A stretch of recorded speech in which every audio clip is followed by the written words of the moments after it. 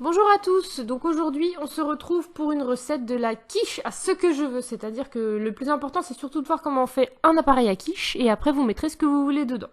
Donc pour faire une quiche, il faut donc 2 œufs, 150 ml de lait, des oignons, du thon, de l'emmental, donc ça c'est ce que j'ai choisi de mettre dedans, et il me restait un peu de crème fraîche, donc j'ai rajouté de la crème fraîche. Donc vous pouvez mettre ce que vous voulez dedans. Donc là, moi, je vais mettre des oignons. Donc les oignons, je les fais revenir un peu avant de les mettre dans l'appareil à quiche parce que ce sera mieux avec n'importe quel légume que vous preniez de faire revenir le légume avant parce que la cuisson de la quiche ne suffira pas à faire revenir, à cuire le légume. Donc du coup, avant de commencer, vous avez préchauffé votre four à 180. Ensuite, donc on prépare notre appareil à quiche. Donc pour ça, on a juste à mélanger les œufs et le lait, voilà, avec un fouet. S'il n'y a rien de plus simple, donc vous pouvez rajouter un peu de crème fraîche, ça fera que le mélange sera un peu plus moelleux qu'avec des œufs et du lait.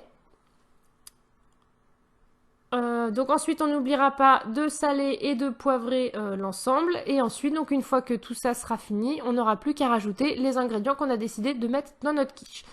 Donc moi j'ai mis des oignons, du thon et du fromage râpé, mais vous pouvez mettre des poireaux, du saumon, des poivrons, du maïs, des haricots rouges, voilà, tout passe, tout passe. On peut tout mettre.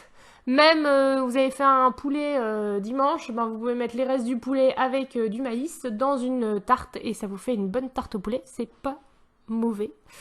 Je dirais même plus, ce n'est pas à piquer des hannetons. Donc voilà. Voilà. Ensuite, on va faire pour la pâte, on va faire une pâte hyper simple qui s'appelle la pâte tupperware. C'est-à-dire que donc vous prenez un tupperware, tout ce qui est de plus banal, et ensuite dedans vous mettez 175 g de farine, une demi-cuillère à café de levure chimique, de l'eau, 5 centilitres d'eau chaude, 5 centilitres de beurre fondu ou d'huile, ça dépend. Ensuite, vous fermez le tupperware et vous secouez le tout. Et ça vous donnera une pâte magique et magnifique. Vous pouvez faire la même chose pour du sucré. Et pour ça, vous rajoutez juste 25 g de sucre dans le mélange. Et ça vous donnera une pâte sablée. Donc là, ça a la texture de la pâte brisée. Donc voilà. Ensuite, vous farinez votre plan de travail. Vous étalez votre pâte avec un rouleau à pâtisserie, comme d'habitude. Et ensuite, vous le mettez dans votre plat que vous avez préalablement préparé en sortant la grille du four avant de mettre le four à préchauffer. Voilà. Ensuite, donc, vous prenez votre appareil qui est donc tout prêt, tout beau. Vous le mettez dans votre tarte.